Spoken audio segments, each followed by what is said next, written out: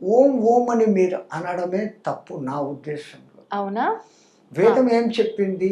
అకార ఉకార మకార అర్ధమాత్ర, మకారం అర్ధమాత్ర అంటే ప్లస్ ఆ అర్ధమాత్ర, ఓకే, అది ఔంకారం. దాన్ని ప్రణవనాదం అన్నారు, అనాహత నాదం అన్నారు. కనపడని ఆ నిరాకార బ్రహ్మ యొక్క శబ్ద రూపం ఔంకారం.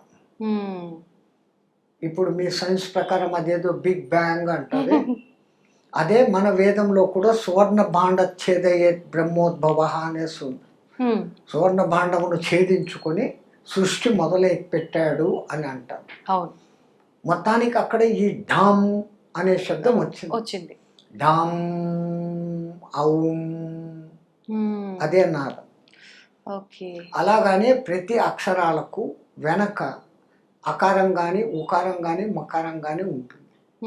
ఒక సెంటెన్స్ మీరు ఇంగ్లీష్లోనో హిందీలోనో ఏ భాషలో అయినా పలకండి, దాంట్లో ఈ 3 అక్షరాలు లేకుండా అది పదం తయారు కాదు. అక్షరాలే నాశము లేనటివి అక్షరాలు, వాటిలో ఇవి ఇంకా శక్తివంతమైనవి.